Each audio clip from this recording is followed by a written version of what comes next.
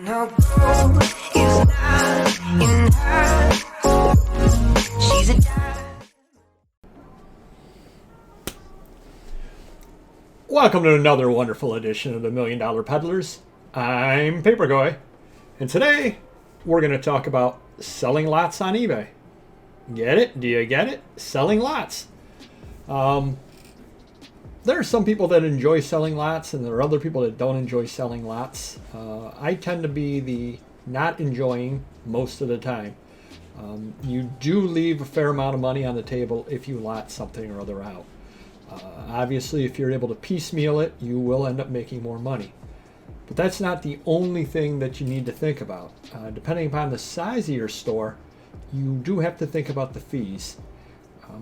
Because where I'm at, I pay a nickel a month.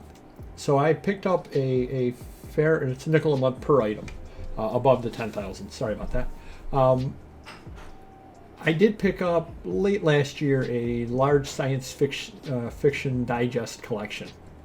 And generally speaking, those are not worth listing individually. There are some exceptions. For example, Analog Magazine had the first run of Frank Herbert's Dune. Put that up, and it did very well. I was very happy with that. There are a few other individual issues that are pretty good, and I did put those up individually. But then if you get into like the 1970s analog, things like that, those are basically a dime a dozen. And I made the mistake when I was first starting out on eBay, and I'm still actually paying the carrying costs because I've never gotten around to ending the auctions, or ending the buy it nows, is I took the various things and I would put them all individually. And you just end up selling one every 3 months, every 6 months, maybe one a year on some of those titles. And that ends up costing you a lot of money because you're paying, a nickel a month. So if you had the entire year 1973 and you listed them separately, it's costing you 60 cents a month. End of the year, you spent $7.20 and you sell one of those magazines for $10. Put it bluntly, where are you going? You're basically just the one that sells, basically paid for all of them being listed. So when something or other common like that, it's definitely not worth listing them individually. Lot those out. Science fiction magazines that are common, the digest size ones, magazine of fantasy and science fiction, or analog, or anything like that. You definitely will want to lot those out. By the year works very well on those. People do like to buy the entire year. Other things that you may want to lot out are some of the other common magazines, such as car magazines. You get into Road and Track from the late 70s, early 80s, there are a lot of them out there.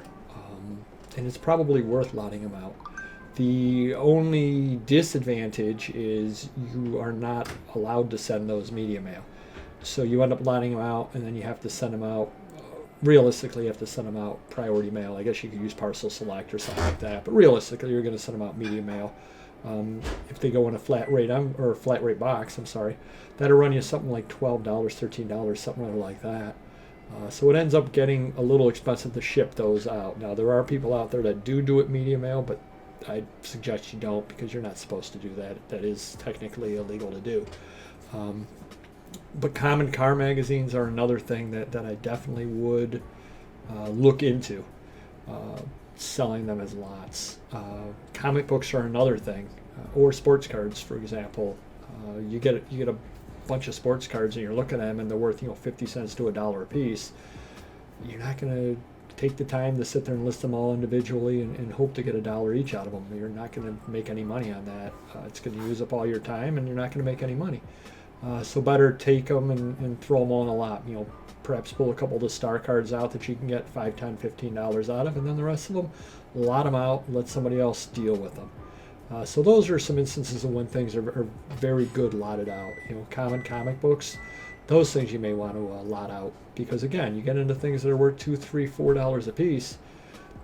Not a very good business plan to be sitting there listing all of those, taking all the time to list those if you have other stuff to list.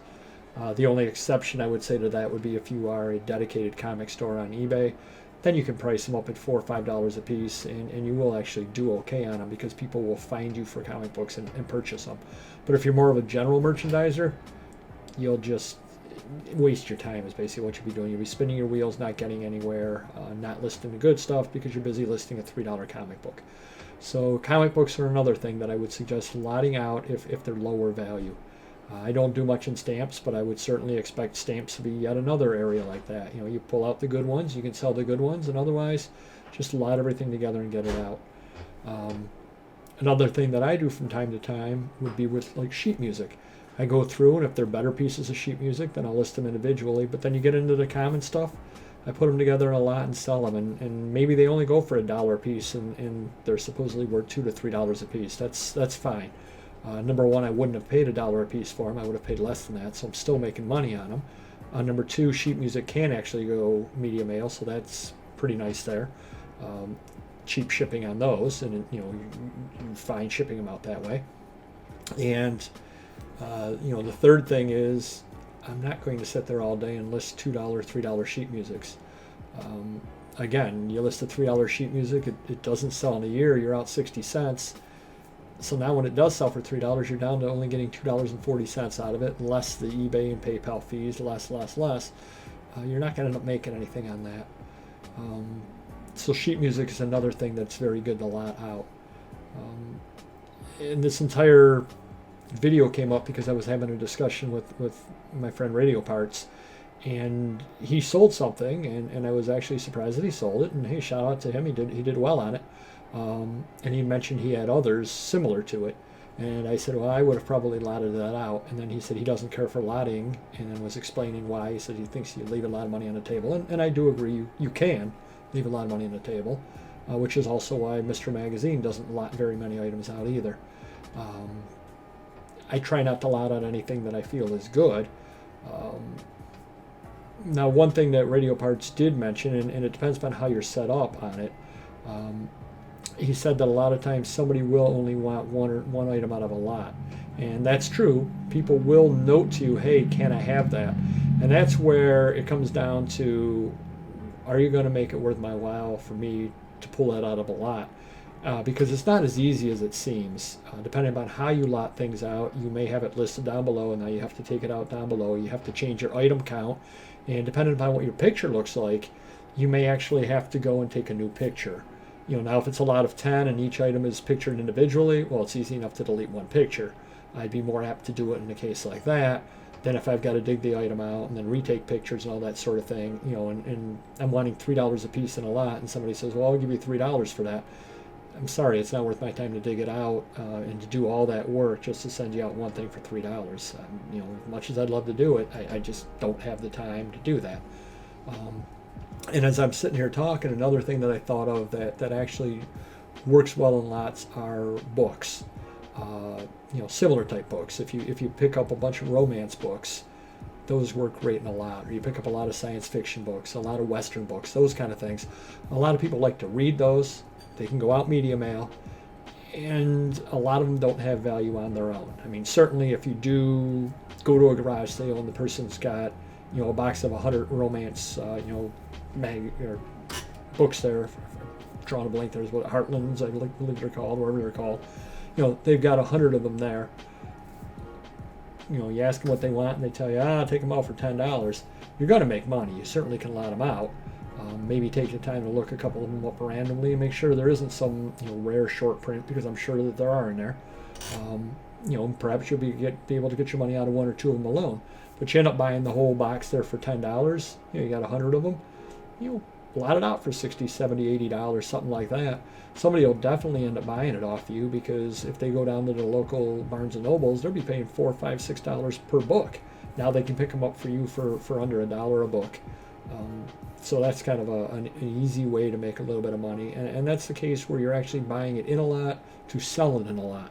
And I don't think you're leaving a lot of money on the table in that instance, especially not if you do a quick search through just to make sure, is anything good? Check the comps, go on Terapeak and say, did any of these sell for good money? Oh, wait, this author here sells for $20. Let me run through. Oh, there's 2 of her books. Let me pull that one out.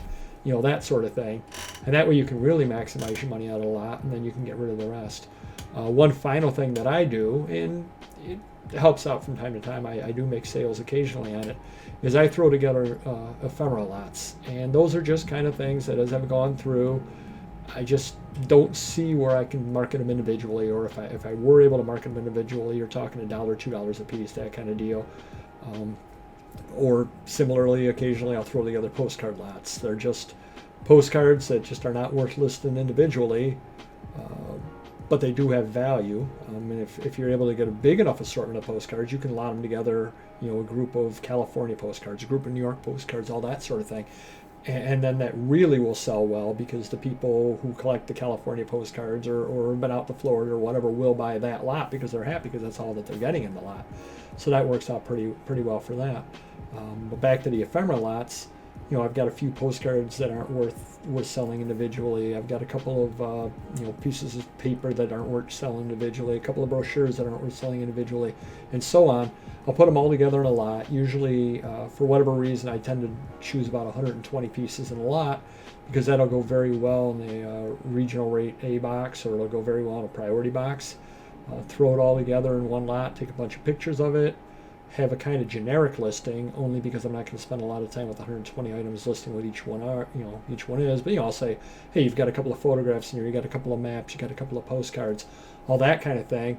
And it's a way for me to get a little bit of money back out of stuff that otherwise would just be sitting there. So lots can make you money. Obviously, if they're fast selling items, sell them individually. If they're valuable items, sell them individually. You'll hear other people, like Auction Professor from time to time, will be on talking about setting lots up. And what he'll do is he'll sit there and spike a lot. He'll throw one or two good items in a lot of otherwise less desirable items in order to make sure that they sell and that he's able to get close to money out of the items.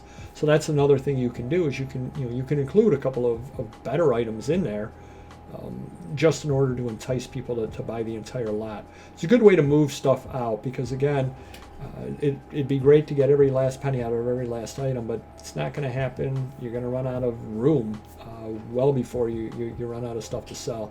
So it's a good way to get rid of a lot of items, sell lots on eBay, but don't just haphazardly do it. Have a plan going in, and you'll be surprised. You'll be able to move product here and there and be happy with doing so. And just before I sign out, it just came to mind another lot thing that I sell regularly are children's books.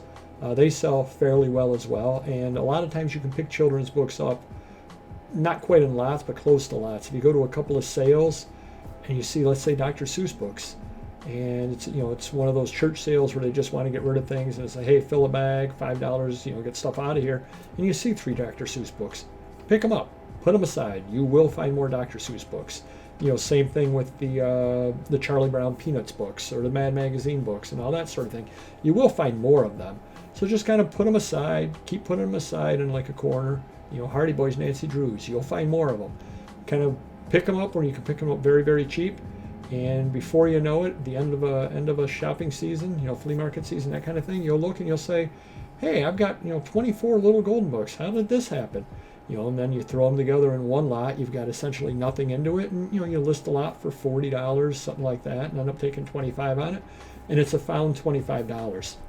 So don't discount doing lots. Just be smart about doing it, and before you know it, you'll be selling lots on eBay.